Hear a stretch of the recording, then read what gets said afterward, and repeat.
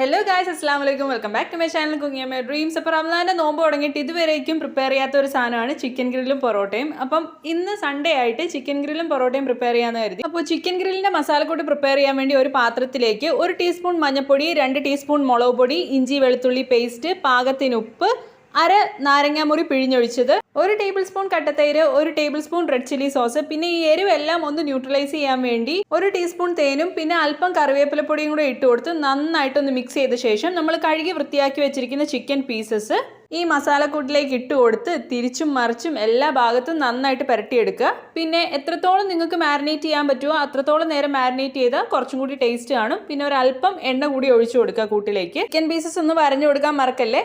അപ്പോൾ എപ്പോഴും പറയുന്ന പോലെ വീഡിയോസ് ഇഷ്ടമാണെന്നുണ്ടെങ്കിൽ ചാനലൊന്ന് മറക്കാതെ ലൈക്ക് ചെയ്ത് ഷെയർ ചെയ്ത് സബ്സ്ക്രൈബ് ചെയ്യുക. കൂടാതെ ബെൽ ബട്ടൺ കൂടി എനേബിൾ ചെയ്യാൻ മറക്കല്ലേ. മാക്സിമം ഫ്രണ്ട്സുമായിട്ട് ഷെയർ ചെയ്ത് റെസിപ്പി ട്രൈ ചെയ്ത് നോക്കി ഫീഡ്ബാക്ക് കമൻറ്റായി അറിയിക്കുക. അങ്ങനെ നമ്മുടെ ചിക്കൻ പീസസ് എല്ലാം നമ്മൾ മാരിനേറ്റ് ചെയ്ത് വെച്ചിട്ടുണ്ട്. ഈ കാണുന്ന പീസ് ഒന്ന് നോക്കി വെച്ചോണം കേട്ടോ. ഇത് ഒരാൾ പ്രത്യേകം ബുക്ക് ചെയ്ത് വെച്ചിരിക്കുന്ന പീസാണ്.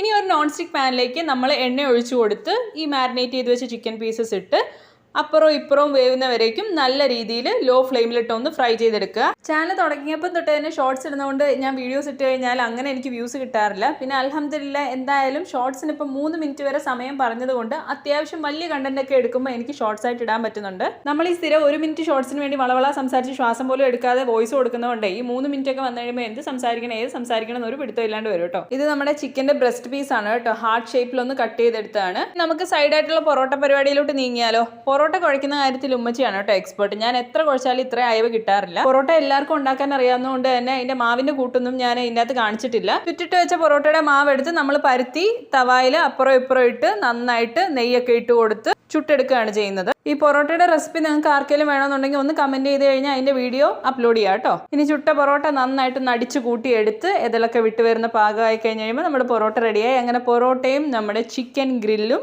റെഡി ആയിട്ടുണ്ട്. അപ്പോൾ ഇതിന് എന്ത് പേരിടണമെന്ന് കരുതിയപ്പം എൻ്റെ മനസ്സിൽ ആ ഹാർട്ട് ഷേപ്പ് കണ്ടപ്പോൾ ഒരു റൊമാൻറ്റിക് ചിക്കൻ ഗ്രില്ലെന്ന് പേരിടാന്ന് കരുതി. ഇനി ടേസ്റ്റിംഗ് ടൈമാണ്. ടേസ്റ്റ് ചെയ്യാനായിട്ട് നമ്മുടെ ടേസ്റ്റർ ഇവിടെ ഹാജരായിട്ടുണ്ട്. അമ്രൂന് എപ്പോഴും പിന്നെ ചിക്കൻ ഗ്രില്ല് ഭയങ്കര ഇഷ്ടമാണ്, ചിക്കൻ കറിയെക്കാട്ടിലും. പിന്നെ ചോദിക്കാൻ മറന്നുപോയി, എല്ലാവരുടെയും നോമ്പൊക്കെ ഉഷാറായിട്ട് പോകുന്നുണ്ടല്ലോ അല്ലേ. So see you again. Thank you for watching. It's me Shana signing off. Take care. അല്ലാഹ് ഹാഫിസ്.